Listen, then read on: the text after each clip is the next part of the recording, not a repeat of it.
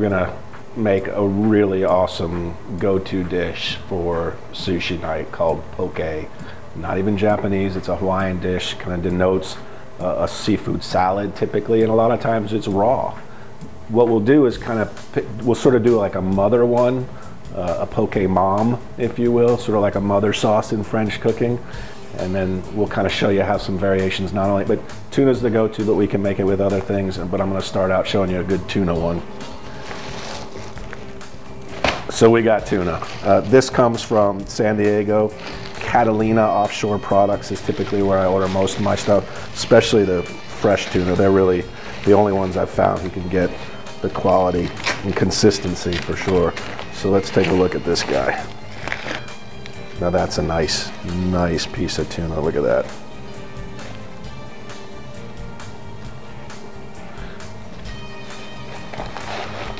All right. So you can see, kind of skin on, so we'll have to take that out. And then the bloodline. This is perfectly edible. It's just not that aesthetically pleasing, so most people will cut it out. You can cut it out, you can cook it. And then just sort of some fish butchery. You can see that there's a seam right along there. So I want everything above the seam. Again, we'll use that, but first step's to cut out the bloodline, get the skin off, and then I'm going to start pulling the most kind of pristine piece off of this.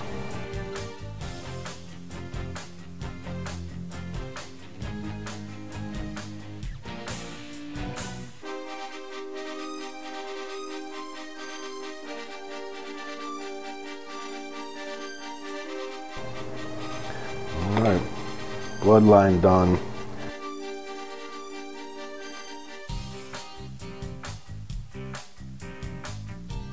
And if you can get in close, so this down in here, all that fibrous stuff, that's what I'm trying to avoid in our nice chunk pieces. I'll probably trim a little bit off there, but I'm saving all that nice pristine meat.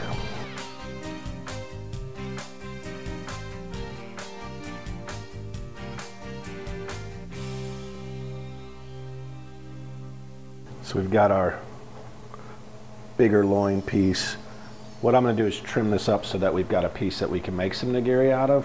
When we talked about all those sort of membranous parts, we don't want that. So you see this side's beautiful, clean.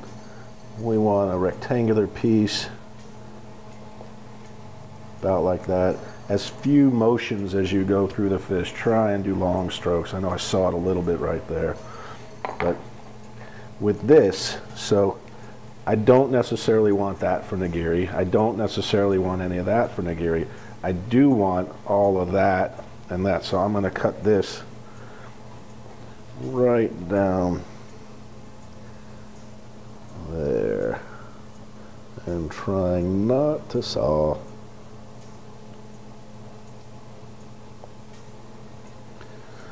So that's what you want for nigiri. We'll trim it up a little bit.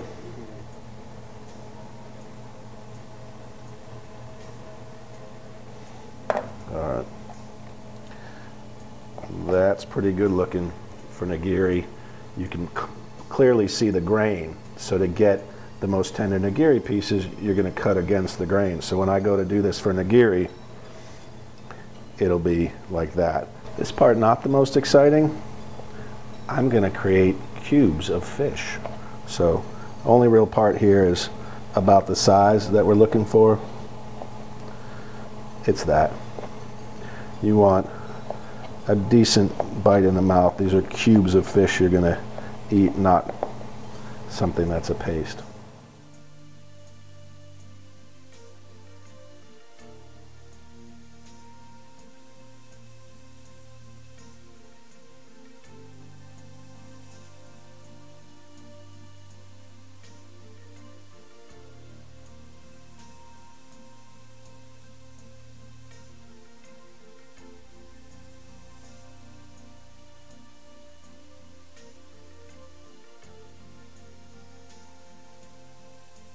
All right, Adam, so we got all our diced up tuna, nice big chunks. The mother poke, the poke mom, is very simple. You start out with sesame oil and you dress the tuna a fair amount to liberally coat. That's regular sesame oil. This is the nice spicy sesame oil. This is really what gives it its kick. And another fair bit. Seems like a lot of oil, but, and it's probably 1 to 1, if not just maybe a little bit less on the spicy one. The magic ingredient, the capellan or capellan roe, I have no idea how to pronounce it, but this is sweet and the oils soak into it, so you get that sweet, that sesame flavor and the spice. So several nice big heaping tablespoons in a bowl this big. We may even want more, we'll see. And then I always add some of that fresh chopped green onion that we had. So, again, a fair bit. All right. So I'm gonna mix that on up, and then it's time to have a taste, and then we'll talk about where we can take it from here. But that's it? That's it. That's poke. That's the mother one. So again, this is really good just like it is, but starting here and getting more interesting is fun too.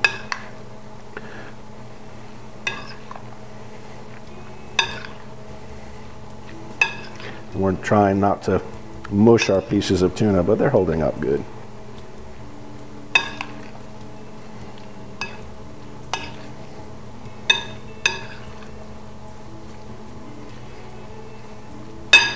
All right, young man, you get a taste. Let me know how that is. Oh, not bad. That's good. Mm-hmm. Didn't make it too spicy.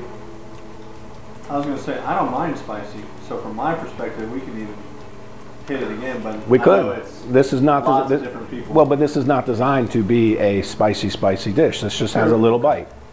But you should get the sesame, you should get the sweetness of the roe, the nice smooth tuna. Date night, maybe not first date night, but if you want a go-to dish to pull out. So this is the base from which the tuna pokes can start, and I'll show you. We'll add some other stuff to smaller batches, and we'll take a look at those. We've got a decent bowl of our poke mom.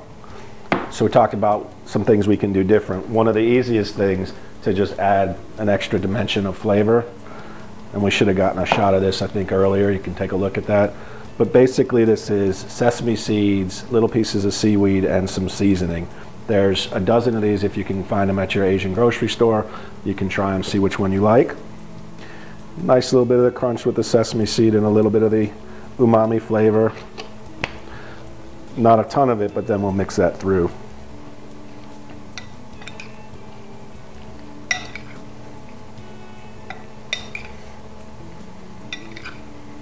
So kind of add on number one.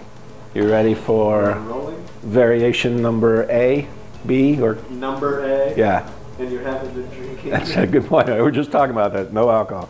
Avocado.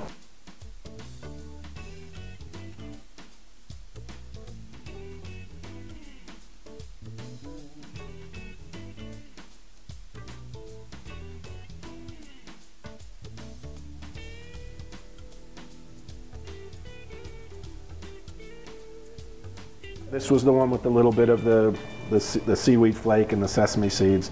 So I'm going to leave one just totally plain for the folks that like it that way, and we'll keep adding to this one. So this will be, like I said, number A. Couldn't help it. All right. So I'm just going to mix that through and then move on to the next variation. All right, like that. Just for giggles, why don't you try one with?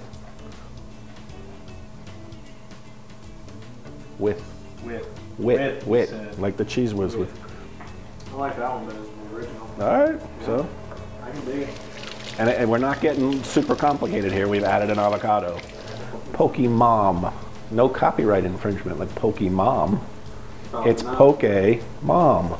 the mother poke, the mother of all pokes. Next up is Daikon. Japanese radish, that's a small one. Really crisp, crunchy, little bit of bitterness. There's several things. One thought is you could put it little shavings or cubes or something, put it in. I like to use it as a garnish, kind of sitting underneath. Takes a little space in a bowl, so you're not having a huge bowl of poke. But then also it's a little bit crisp and refreshing, so you have some poke and then you can eat some of it as well. That's a spiral slicer. It's awesome. Taking off a decent chunk of the end. One of the things about Daikon in particular, you can't really just peel this with a peeler because the initial outer skin is thin, but then there's a bit of a zone that's kind of real thick and fibrous and not good. So you want to take a solid, 1/8 of an inch off of this. So easier to just use the knife.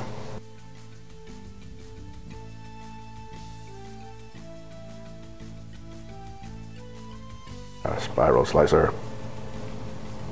You want to center that, and push in, and then we'll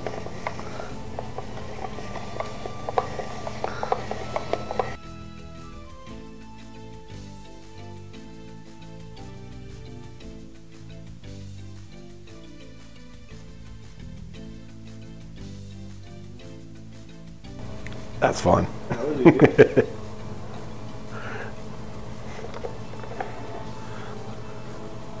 All right, insert joke there. This is going to be lots of garnish, but also what some folks will eat. It's moist, so I pre-dampened paper towel. And in the fridge. And then we'll plate some poke and take a look at the finished product. All right, so we're going to build a poke bowl. Nice colorful bowl. You were going with the Pokemon thing, you would call it a Pokeball. Oh, good point. So we're gonna take a bit of our Daikon on there. I'm gonna put a little lettuce as well. Give this one last little stir.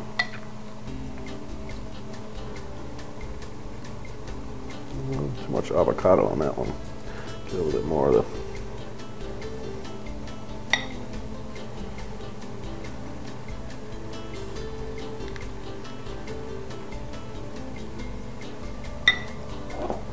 that is a poke bowl.